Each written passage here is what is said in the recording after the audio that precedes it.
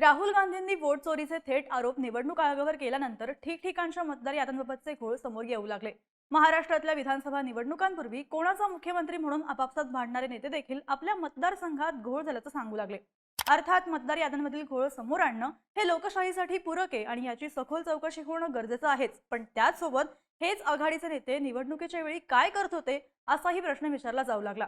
निवडणुकीपूर्वी महिनाभर मतदार याद्या मिळत असताना सुद्धा या नेत्यांनी मतदानापूर्वीच ही सखोल चौकशी का केली नाही असाही आरोप होतोय। पण या आरोपांना आधार म्हणून मवियानं निवडणुकीच्या महिनाभर आधी दिलेलं पत्र पुन्हा चर्चेत आलं। 19 ऑक्टोबरला निवडणूक आयोगाला दिलेल्या पत्रात मवियाकडून राज्यातील प्रमुख 13 मतदारसंघातल्या याद्यांमध्ये घोळ झाल्याचा संशय व्यक्त करण्यात आला होता। आताही याच पत्राचा आधार देऊन मवियानं शंका उपस्थित केली होती असंही बोललं जातंय। आजच्या या व्हिडिओतून ते नेमके 13 मतदारसंघ कोणते होते, मवियानं जे फेरफार होईल अशी शंका व्यक्त केली होती तसाच इथला निकाल लागला का, आणि एकूणच या पत्राच्या आधारावर मविया ते सांगू पाहत आहे त्यात किती तथ्य आहे समजून घेऊया त्या व्हिडिओतून। नमस्कार, मी अदिती आणि आपण पाहताय बोलबिडू। तर सुरुवात करूया ती पत्रापासून। मवियानं 19 ऑक्टोबर 2024 ला म्हणजेच विधानसभा निवडणुका पार पडणार होत्या त्या तारखेच्या महिनाभर आधी पत्र लिहून 13 मतदारसंघात भाजपने छेडछाड केल्याचे आरोप केले होते। फॉर्म 6 च्या डेटाबेसचा गैरवापर करून भाजपने आपल्या बाजूने मतदान करू शकणाऱ्या आणि आपल्या विरोधात मतदान करू शकणाऱ्या लोकांच्या समोर हिरव्या आणि लाल शाईनं मार्क केले। ही यादी खासगी सर्व्हरवर अपलोड करून विरोधात मतदान करू शकतील अशा लोकांची नावं कमी करण्यात आली। नावं कमी केल्याचा संशय येऊ नये म्हणून सुमारे 10,000 बनावट नावं मतदारसंघानुसार वाढवण्यात आल्याचं मवियानं आपल्या पत्रात नमूद केलं होतं। मवियानं राज्यातल्या 288 पैकी 13 मतदारसंघांबाबत संशय व्यक्त केला होता, ज्यामध्ये शिर्डी, चंद्रपूर, आर्वी, कामठी, कोथरूड, गोंदिया, अकोला पूर्व, चिखली, नागपूर, कणकवली, खामगाव, चिमूर आणि धामणगाव रेल्वे या मतदारसंघांचा समावेश होता। आता आपण याच 13 मतदारसंघांबाबत किती तथ्य दिसून येतं ते तपासून पाहू। यातला पहिला मतदारसंघ होता शिर्डी विधानसभा। शिर्डीतून राधाकृष्ण विखे पाटलांना 70,282 मतांचं लीड मिळालं। लोकसभेच्या निकालांबाबत सांगायचं तर शिर्डी लोकसभा मतदारसंघात शिर्डी विधानसभा मतदारसंघ येतो। या विधानसभा मतदारसंघातून लोकसभेला सदाशिव लोखंडे यांना 12,000 मतांचं लीड होतं। यातला दुसरा मतदारसंघ होता आर्वी विधानसभा। आर्वी विधानसभेतून भाजपच्या सुमित वानखेडेंना 39,575 मतांचं लीड मिळालं। लोकसभेच्या निकालांबाबत सांगायचं तर वर्धा लोकसभा मतदारसंघात आर्वी विधानसभा मतदारसंघ येतो। या विधानसभा मतदारसंघातून लोकसभेला शरद पवार गटाच्या अमर काळेंना 19,955 मतांचं लीड होतं। यातला तिसरा मतदारसंघ होता कामठी विधानसभा। कामठी विधानसभेतून चंद्रशेखर बावनकुळेंना 40,946 मतांचं लीड मिळालं। लोकसभेच्या निकालांबाबत सांगायचं तर रामटेक लोकसभा मतदारसंघात कामठी विधानसभा मतदारसंघ येतो। या विधानसभा मतदारसंघातून लोकसभेला काँग्रेसच्या श्यामकुमार बर्वेंना 17,534 मतांचं लीड मिळालं होतं। यातला चौथा मतदारसंघ होता गोंदिया विधानसभा। गोंदिया विधानसभेतून भाजपच्या विनोद अग्रवाल यांना 35,499 मतांचं लीड मिळालं। लोकसभेच्या निकालांबाबत सांगायचं तर भंडारा गोंदिया लोकसभा मतदारसंघात गोंदिया विधानसभा मतदारसंघ येतो। या विधानसभा मतदारसंघातून लोकसभेला भाजपच्या सुनील मेंढेंना 35,000चं लीड होतं। यातला पाचवा मतदारसंघ होता अकोला पूर्व विधानसभा। अकोला पूर्व मधून भाजपच्या रणधीर सावरकरांना 50,613 मतांचं लीड मिळालं। लोकसभेच्या निकालांबाबत सांगायचं तर अकोला लोकसभा मतदारसंघात अकोला पूर्व विधानसभा मतदारसंघ येतो। या विधानसभा मतदारसंघातून लोकसभेला भाजपच्या अनुप धोत्रेंना 27,000 मतांचं लीड होतं। या पत्रातला 6वा मतदारसंघ होता कोथरूड विधानसभा। कोथरूड मधून भाजपच्या चंद्रकांत पाटलांना 1,12,000 मतांचं लीड मिळालं। लोकसभेच्या निकालांबाबत सांगायचं तर पुणे लोकसभा मतदारसंघात कोथरूड विधानसभा मतदारसंघ येतो। या विधानसभा मतदारसंघातून लोकसभेला भाजपच्या मुरलीधर मोहोळ यांना 74,000 मतांचं लीड होतं।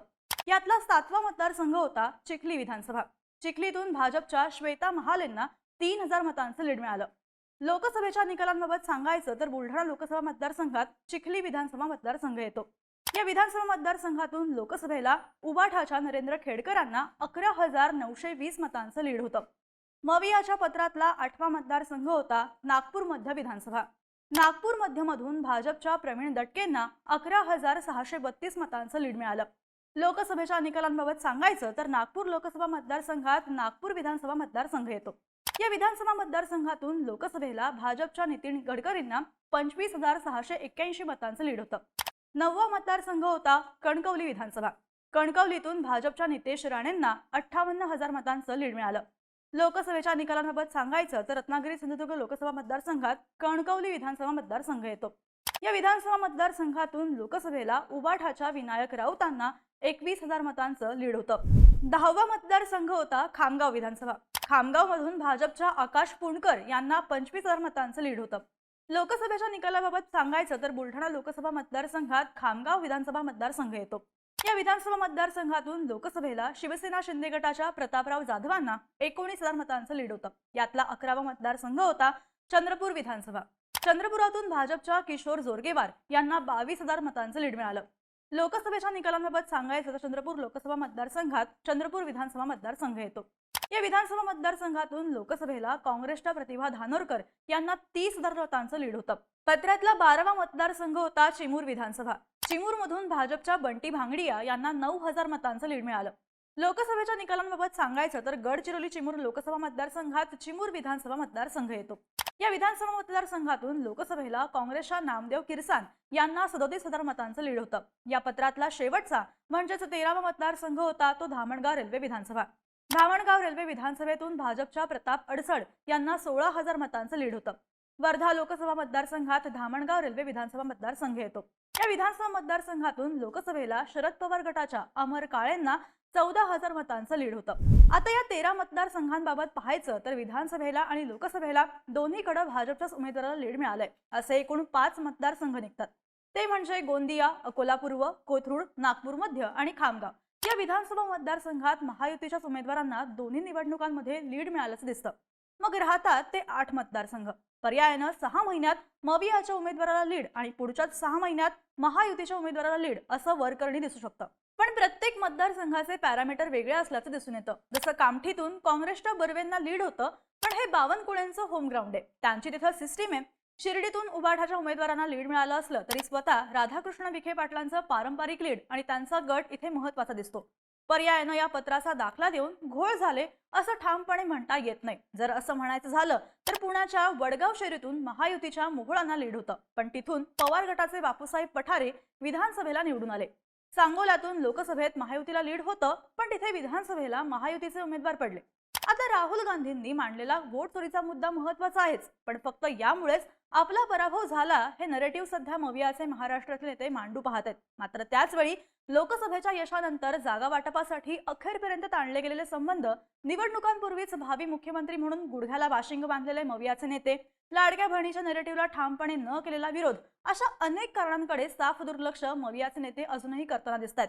या उलट राहुल गांधींच्या मुद्द्याभोवती आपलं अपयश झाकण्याचा प्रयत्न मवियाच्या नेत्यांचा आहे असं आपल्याला म्हणता येतं। या सगळ्याबाबत तुम्हाला काय वाटतं ते आम्हाला कमेंट करून नक्की सांगा आणि अशाच राजकीय घडामोडी विस्ताराने पाहण्यासाठी बोल भिडूच्या YouTube चॅनलला नक्की सबस्क्राइब करा।